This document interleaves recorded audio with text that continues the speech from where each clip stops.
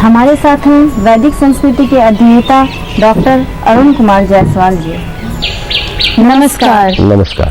श्रीमद् भगवत गीता के दूसरे अध्याय का 25वां श्लोक। अव्यक्तोऽयं चिन्त्योऽयं विकार्योऽयं उच्यते तस्मादेवं विदित्वैनं नानुशोचितुमर्हसि।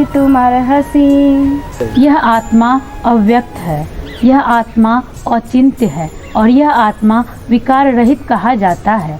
इससे हे अर्जुन, इस आत्मा को उपर्युक्त प्रकार से जानकर तू शोक करने के योग्य नहीं है, अर्थात तुझे शोक करना उचित नहीं है। प्रतिज्ञा क्या है और भीष्म प्रतिज्ञा का क्या अर्थ है? आत्मा के सौंदर्य से भगवान का क्या अभिप्राय है? 23वें-24वें श्लोक में भगवान कर रहे हैं कि पदार्थ पदार्थ को काट सकता है पर चेतना के स्वरूप को बदल नहीं सकता। क्रमिक रूप से सूक्ष्म होते महाभूत एक दूसरे से प्रभावित होते हैं, क्रमिक रूप से एक दूसरे में विलीन होते हैं। तो भगवान कहते हैं कि जो आत्मसत्ता है वो नित्य है, मतलब आज है, कल है, परसों है, हमेशा है, सर्वगता है, सर्वव्यापक है, मतलब यहाँ भी है और वहाँ भी है। चेतना के साथ एक गुण है और सूक्ष्मता के साथ एक गुण है। जितना स्थूल है उसे आप बांट सकते हैं, खंडित कर सकते हैं, पर सूक्ष्मता खंडित नहीं हो सकती। पदार्थ के खंड हो सकते हैं लेकिन चेतना हमेशा अखंड होती है, और जो अखंड है उसके खंड ही नहीं होंगे तो वो सर्वव्यापी ही कहलाएगी। जो यहाँ है वो वहाँ होगी, अन्य कहीं नहीं होगी, वह सर्वव्यापी है। उदाहरण के लिए एक कमरा है, कमरे में टेबल है, उसे इधर खिसका लो या उधर खिसका लो, कहीं खिसका सकते हैं लेकिन कमरे को कहाँ खिसका सकते हैं। इसलिए जो सर्वव्यापी है उसको हिला डुला नहीं सकते। हिलाने के लिए, स्पर्श करने के लिए जगह चाहिए। सारा स्पेस, सारी जगह वह घेरे हुए है। तो आत्मा सर्वव्यापी है, स्थिर है, अचल है, शाश्वत है, आज है, अभी है और आगे भी रहेगी। तो जब आत्मा का स्वभाव ऐसा है तभी भगवान कहते हैं कि चिंतित क्यों होते हो, चिंता किस बात की। यही सोचते हैं कि भीष्म और द्रोण मरेंगे, वे मरेंगे नहीं वरन देह का वस्त्र उतारेंगे। दूसरी बात है कि कर्मानुसार ऐसी परिस्थिति आई है और काल इसकी व्यवस्था कर रहा है। हम जैसे भी हैं एक माध्यम है, काल के निमित्त मात्र है। काल ने हमें निमित्त बनाकर खड़ा किया है, हमें अपने कर्तव्य का पालन करना है। ये महत्वपूर्ण बात है कि भगवान ने भगवत गीता युद्ध के मैदान में कही है। युद्ध हमेशा द्वेष से, वैर से, ईर्ष्या से पनपता है, लेकिन युद्ध जब कर्तव्य कर्म होता है, जैसे इंसान जब हिंसा, द्वेष और वैर से जुड़ता है तो कर्तव्य नहीं रह जाता है, तो वो फिर निजी एहसास, फीलिंग के साथ आतुर व्याकुल हो जाता है। आकुल व्याकुल होकर भावों के आवेग के साथ कर्म होते हैं, बनते हैं, बिगड़ते हैं, लेकिन वह कर्तव्य नहीं होता। जब कर्तव्य कर्म होता है, जब कर्तव्य पर आरूढ़ होता है व्यक्ति, वह स्वधर्म कर रहा होता है, तो बहुत ही शांत, बहुत ही स्थिर और बहुत ही सजग रहता है।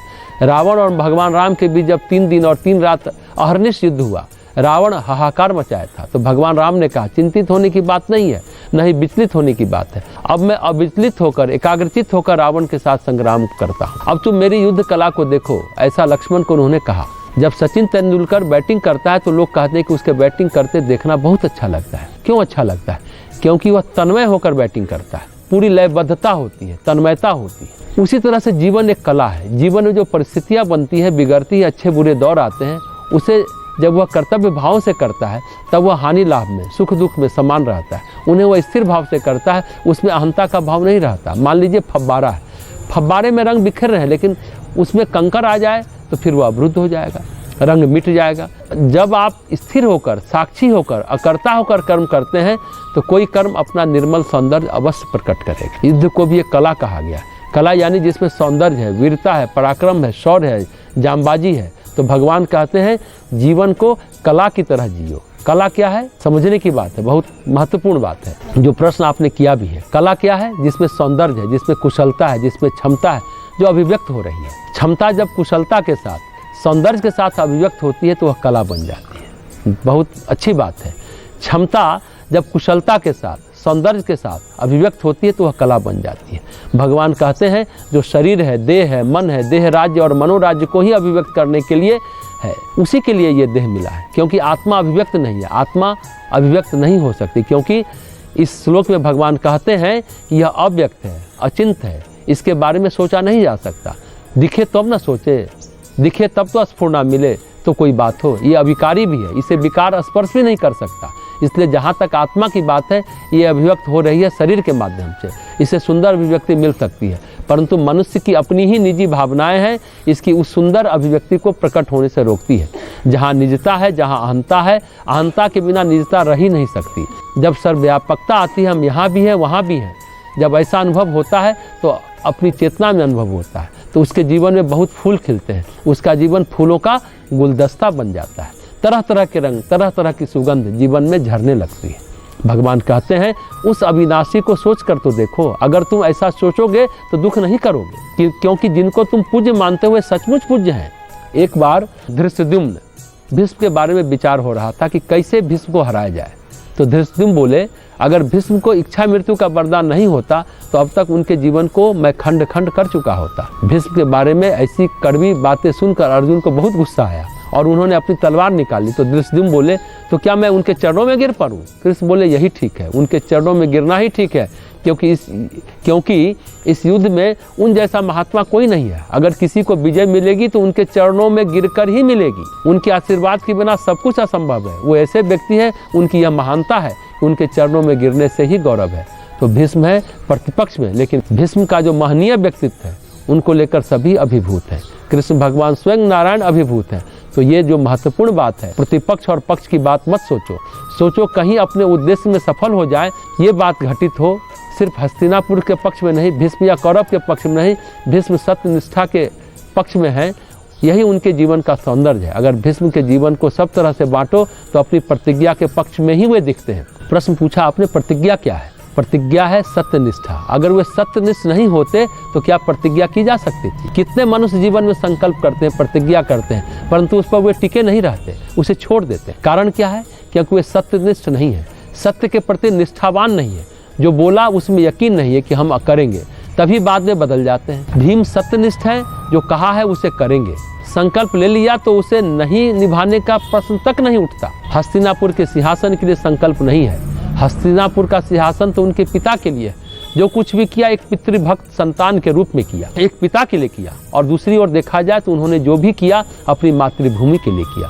उनके जीवन में अगर देखा जाए तो एक पितृभक्त होने का गौरव है, दूसरा मातृभूमि के प्रति निष्ठावान होने का गौरव है। उन्होंने तो कभी कल्पना ही नहीं की थी कि महाराज भरत के सिंहासन पर कभी धृतराष्ट्र बैठेंगे।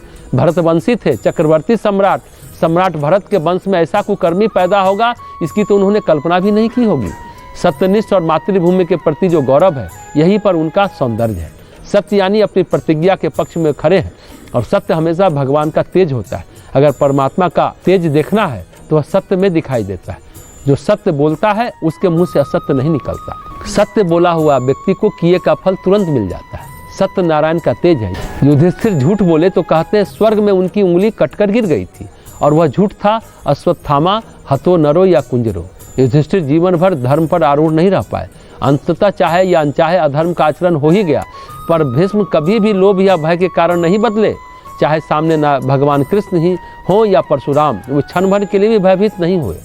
कोई व्यक्ति उनको भयभीत नहीं कर सका, न ही स्वर्ग का लोभ उन्हें लोभी नहीं बना सका। महत्वपूर्ण बात यही है। भगवान कहते हैं आत्मा को अव्यक्त मानते हो, अचिंत मानते हो, अविकारी मानते हो, उसे अविनाशी मानते हो, तो यह ठीक है। इसलिए भीष्म अविनाशी है। जीवन मृत्यु के विकार आत्मा को स्पर्श नहीं कर सकते। जो इस सत्य को हृदय से स्वीकार करता है वह कभी भयभीत नहीं हो सकता, और जो भयभीत नहीं होता है वह अपने कर्तव्य का पालन आसानी से कर लेगा। तो कर्तव्य क्या है? सौंदर्य क्या है? स्वधर्म क्या है? स्वधर्म वह पथ है जिसमें आत्मा अपने सौंदर्य को अभिव्यक्त करती है, जिसमें आत्मा का तेज अधिक अच्छी तरह से अभिव्यक्त होता है। एक लोभी व्यक्ति की आत्मा अभिव्यक्त नहीं होती। छोटी छोटी इच्छा में जो लोग लगे रहते हैं उनके जीवन का सौंदर्य खो जाता है। कोई आदमी कितने भी बड़े पद पर बैठा हो, भाई भतीजावाद करता है, इधर उधर करता है, लंदफंद करता है, तो उसके जीवन का सौंदर्य अस्त हो जाता है। किसी योगी को तप करते देखो, किसी खिलाड़ी को खेलते देखो, तो लया कि वह लयबद्ध है, और यही लयबद्धता अनुपम है, अद्भुत है, यही सौंदर्य है, यही जीवन का संगीत भी है। संगीत क्या है? लय और ताल है, स्वरों का संगम है, स्वरों में सामंजस्य है। कहीं पर यदि आप लय को देखते हो, चाहे वह क्षेत्र कोई भी हो, लेखक हो, गायक हो, वक्ता हो, कोई भी हो, वक्ता अपनी लय में बोल रहा है, बाद में भले ही वो अपना अहंकार प्रतिष्ठित करे कि हमने क्या बोला, क्या किया, बड़ी ऊंची बात बताए, लेकिन सच ये है कि जब व्यक्ति अपने लय में कार्य करता है तो उस समय वह अनुपस्थित रहता है और उसकी आत्मा झर रही होती है। यही उसका परम सौंदर्य बन जाता है। जीवन में जहाँ भी सौंदर्य की सृष्टि होती है, जीवन में जहाँ भी सम्मान होता है, आकर्षण होता है, चुंबकत्व होता है, वहाँ चेतना की गहरी अभिव्यक्ति होती है, वहाँ अहंकार नहीं होता। अहंता नहीं होने के कारण क्षुद्रता नहीं होती, और क्षुद्रता जहाँ होती है वहाँ बुद्धि कुंद पड़ जाती है। जैसे सुंदर वस्त्र हो, उस पर कीचड़ लग जाए तो वह सुंदर वस्त्र क्या सुंदर रह जाएगा? नहीं रह जाएगा। किसी भी क्षेत्र में, चाहे युद्ध के क्षेत्र में, कला के क्षेत्र में, कुशलता के क्षेत्र में, जीवन के किसी भी क्षेत्र में ये सारी बातें लागू होती हैं। एक सामान्य स्त्री है, बर्तन धोती है, वहाँ पर भी वह अगर लय में काम कर रही होती है तो स्त्री के रूप में वह बहुत सुंदर लग रही होती है, भले ही उसका रंग रूप कैसा भी हो। जब आप लय में कार्य कर रहे होते हैं, चाहे वह झाड़ू लगाना ही क्यों ना हो, वहाँ आप भावों से भरे होते हैं, संपूर्ण रूप से एकाग्र होते हैं, तब लय पैदा हो जाता है। एक विद्यार्थी जब परीक्षा दे रहा होता है, अगर वह नकल कर रहा है, चीटिंग कर रहा है, वह लय में नहीं होता है। पर जिस समय आरूढ़ है अपने में, परीक्षा दे रहा है, लिख रहा है, उस समय वह अपनी चेतना के शिखर पर होता है। जब वह अपनी चेतना के शिखर पर होता है तो अव्यक्त, अचिंत, अविकारी आत्मा के रूप में स्वयं को अभिव्यक्त कर रहा होता है। यह अभिव्यक्ति जहाँ तक हो रही है होने दो, सौंदर्य को प्रकट होने दो, फिर अभिव्यक्ति के नए द्वार खुलेंगे। इससे नष्ट नहीं किया जा सकता, क्योंकि वह अनश्वर है। जो अनश्वर है, जिसका नाश नहीं किया जा सकता, उसको सोचने से कोई फायदा नहीं। चिंता मत करो, क्योंकि ये एक सौंदर्य को प्राप्त करके दूसरे आयाम में जाएगी तो और भी सुंदर होगी, इसकी सुंदरता बढ़ती ही जाएगी।